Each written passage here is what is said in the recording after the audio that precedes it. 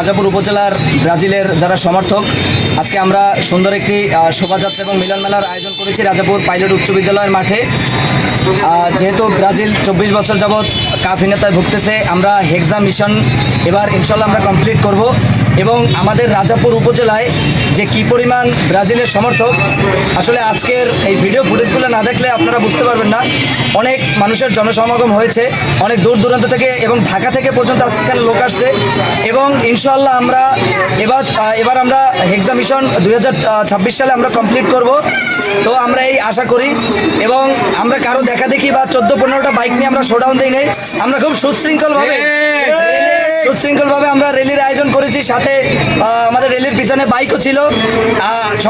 তবে সব থেকে একটা বিষয় ভালো লাগছে যে প্রাইমারি স্কুলের শিশুরা থেকে শুরু করে এই উপজেলার ব্যবসায়ীরা পর্যন্ত আমাদের সাথে আজকে এই মিলন মেলা এবং শোভাযাত্রায় নেমে এসেছে।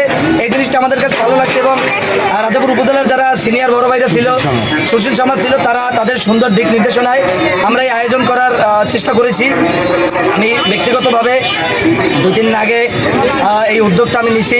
আমি চিন্তা করছি আমরা যেহেতু ব্রাজিলের যারা আমরা ডাইহার্ট ফ্যান, আমাদের রাস্তায় নেমে সুন্দর একটি শোভাযাত্রা করা উচিত। এবং রাজাপুর উপজেলায় একটি বিশাল র্যালি আয়োজন করা হয়েছে ব্রাজিল সমর্থকদের। তো বিশাল জনসমাবেশ বলা যায় এক কথায়। অনেক মানুষের উপস্থিতিতে এই মোটরসাইকেল শোভাযাত্রা এবং র্যালিটি হয়েছে। আমরা বিশ্বাস করি যে ব্রাজিল এবার যে টিম নিয়ে আসলে তারা এসছে, তাদের বিশ্ববাজারে মার্কেট ভ্যালু অনেক বেস্ট, এবং সবচেয়ে মার্কেট ভ্যালুর দিক থেকে ব্রাজিল এবার আগানো। আমরা আশা করি তারা ভালো একটা রেজাল্ট করবে ইনশাল্লাহ। ব্রাজিলের খেলা পছন্দ করার অনেকগুলো কারণ আছে, তার মধ্যে ব্রাজিল হচ্ছে এমন একটি দল যারা নন্দভিত্তিক ফুটবল খেলে, ঠিক আছে। আর কি বলবো, ব্রাজিল আসলে আমরা একটা কথা সবসময় মনে প্রাণে বিশ্বাস করি, আমাদের লেভেলেই কেউ নেই। আমরা কারোর সাথে তর্কে যেতে চাই না, কারণ আমাদের সাথে তর্কে যেতে গেলে আমাদের সাথে লেভেলে আসতে হবে। সো আমাদের লেভেলে আমরা কাউকে মনেই করি না। আজকে আমাদের রাজাপুরে ব্রাজিলের আনন্দ র্যালি হয়েছে। সব দর্শক সমূহ সবাই ছিল, ভাই ব্রাদার, ছোটো ভাই, বড় আঙ্কেলেরা সবাই ছিল। আজকে গত 4 দিন আগে মনে হয় সম্ভবত আমাদের অ্যাগেনেস্ট যারা আমাদের জাতশত্রু যাকে বলে আর কি, আর্জেন্টিনা আফা যাদের বলে আর কি, হ্যাঁ, মানে আর এক কথায় বলতে গেলে তারা আমাদের 7 আপ করিয়েছে। তাই ঠিক আছে, তারা তো আর দেয় না। আমরা 2014-তে 7 খান খাইছি, 2013 সালে তাদের কাছে আবার কাপ নিয়েছি, 2002 সালে তাদের হয়তো আমার মনে নাই, জার্মানির ঠকাইয়ে 2002 সালে কিন্তু আমরা ওয়ার্ল্ড কাপ জিতছি। কিন্তু তারপরও তারা বলে 7 আপ।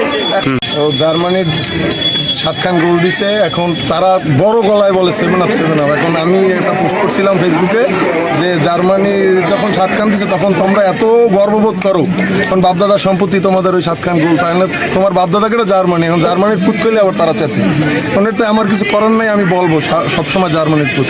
তারপরে তারা 4 দিন আগে র্যালি দিছে, তো 8টা বাইক হইবে, তাতে 20-30 জন সর্বোচ্চ।